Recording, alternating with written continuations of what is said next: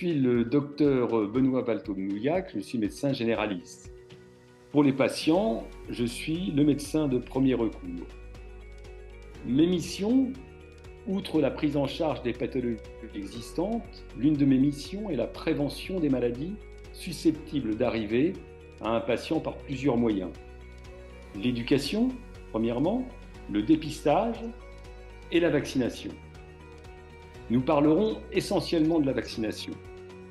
La vaccination permet de protéger mes patients contre la survenue de certaines maladies infectieuses ou d'en atténuer l'intensité, mais aussi d'éviter certains cancers, foie, col de l'utérus, certains cancers ORL. Mon rôle en tant que médecin généraliste dans la vaccination. Mon rôle est premièrement éducatif. Expliquer l'intérêt de la vaccination pour le patient et son entourage, limiter la transmission des maladies infectieuses.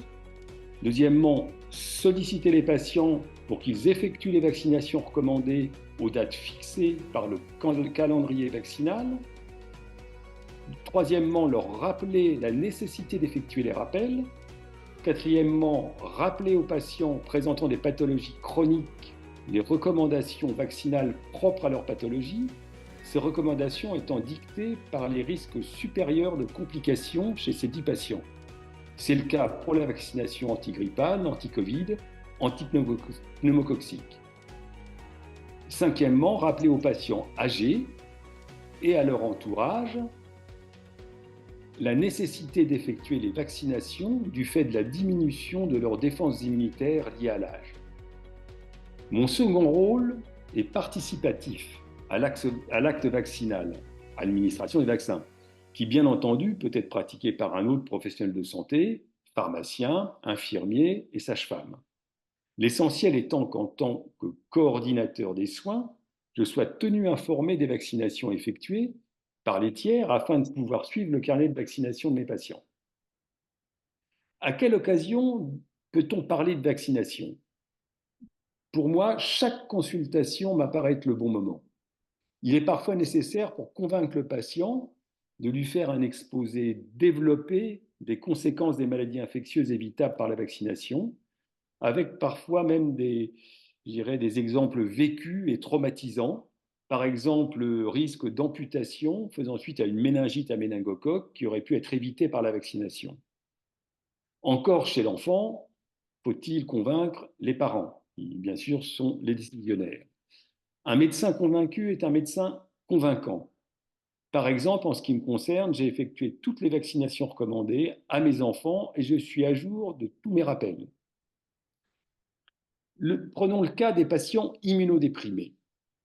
Certains patients sont immunodéprimés soit à cause d'une maladie, soit à cause d'un traitement immunosuppresseur ou encore en raison de leur âge avancé. C'est-à-dire qu'ils réagissent moins bien donc face aux infections.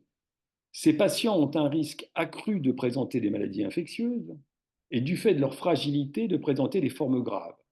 Ils doivent donc absolument effectuer toutes les vaccinations qui leur sont recommandées. Ce risque peut être vital. Pour le cas particulier des spondylarthrites, le risque est essentiellement lié au traitement utilisé. Il est donc prévisible. Il est donc recommandé de procéder au maximum de vaccination avant traitement pour une meilleure efficacité vaccinale. Parlons de la prise en charge financière des vaccins. Les vaccins recommandés dans le calendrier vaccinal sont intégralement pris en charge par la sécurité sociale et les mutuelles. Dans le cas des immunodéprimés, la vaccination grippale, par exemple, est hautement recommandée pour l'entourage et les soignants.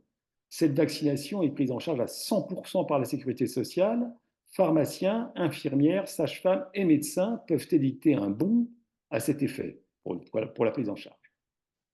Donc, en conclusion, la vaccination est pour moi probablement un des progrès majeurs du XXe siècle dans le domaine médical et il est toujours d'actualité. Certaines maladies ont disparu grâce à la vaccination, telle la variole. D'autres pourraient disparaître ou au moins être contenues si les couvertures vaccinales étaient meilleures. Il existe par ailleurs des maladies émergentes, telles le Covid, qui nécessitent une mise à jour régulière de notre stratégie vaccinale. J'espère avoir été clair et que mon message pourra vous pousser les uns et les autres à vous faire vacciner pour vous protéger et pour nous protéger tous. Donc, ce qui est vraiment essentiel. Merci de votre attention.